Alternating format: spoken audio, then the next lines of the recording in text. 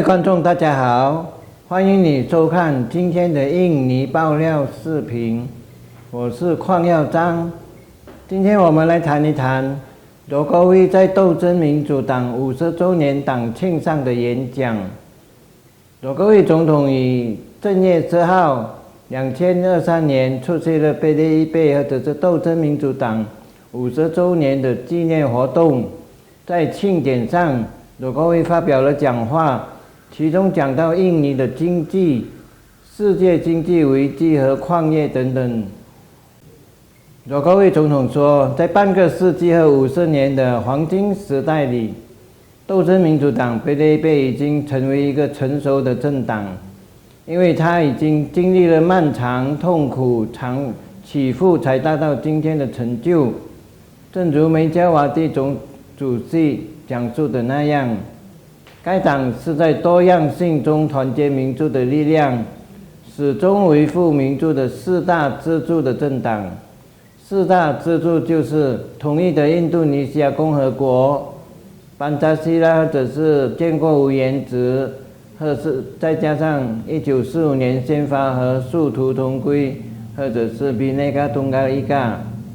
2022年是非常艰难的一年，对世界各国来说都是非常艰难的一年，但我们似乎没有感觉到，因为我们的经济还在正常的增长。今年世界的经济也许会更难，今年真的是考验我们的一年。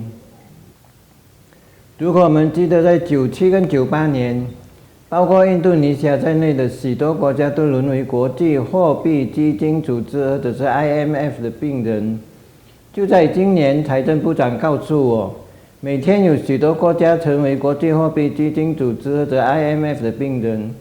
我们必须小心，我们务必更加努力地工作。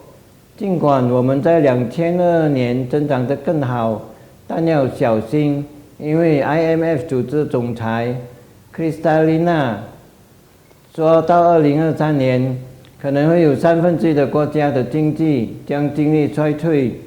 数以亿计的人会觉得他们正处于经济衰退中，这就是为什么我们必须小心和警惕的。印度尼西亚是幸存至今的国家之一，因为我们建立在的基础是先进的基础设施。下一个战略是工业化、下游工业化。下游工业化的重要性，这样我们就不会如400多年前一样，VOC 不断出口原材料，我们没有得到任何的附加价值。我们有一些大资产，比如 Freeport， 美国的 Freeport、McMoran 已经持有了30多年，现在我们持有了51.2% 的股权。我们要从这次的接管中得到的是工业化。我们国家在巴布亚有了炼冶厂，而不是在日本和西班牙。我们什么也得不到，我们只得到一点的税收，一点点的特许使用费，一点红利，但没有太多的工作机会。不能一直这样下去，这就是为什么我们必须拥有自己的采矿的原材料下游业，以便在我国有更高的附加价值。我很高兴，现在 Freeport 有98% 的工人是印尼公民，其中41% 是巴布亚人，这非常的了不起。然后还有罗干区块，它也被美国雪佛龙管理了97年。97年在他们的管理下，现在它100% 归我们所有，由Pertamina管理。此外，由法国的 Total E&P 管理43年后的马哈干区块，现在100% 由Pertamina管理。我在现场看到的是，现在100% 的罗干劳动力来自印度尼西亚。昨天罗干区块又增加了12500名新的工人，因为我们想赚更多的现有的油井。但我们的主要工作不在那里，我们正在做的是如何建立一个大的系统，让 nickel、铝土矿、铜、锡真正整合起来，可以生产成品和半成品。提供尽可能多的附加价值，特别是就业机会给人民。我们3年前停止了镍的出口，当时它还是原料，我们出口的价值只有17万亿等。停止了3年后，今年可以生产大约360万亿等，这就是尼格尔镍。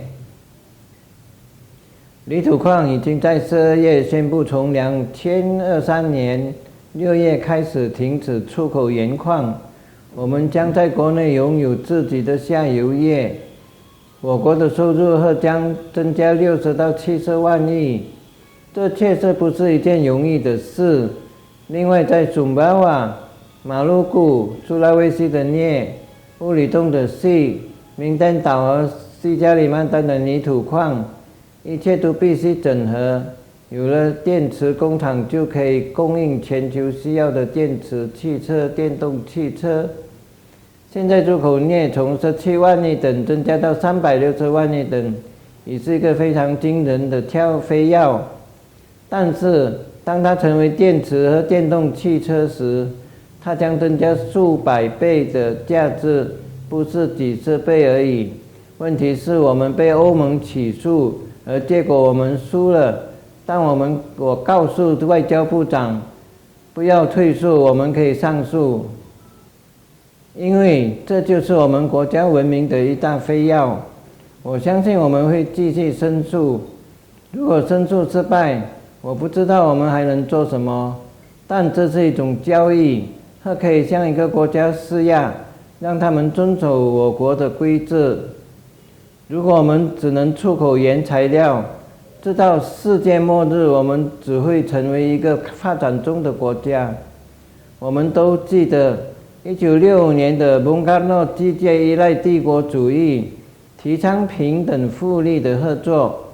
1965年的蒙嘎诺曾经说过，这样我们就不会听命于任何国家，不依赖任何国家，这就是我们想要做的。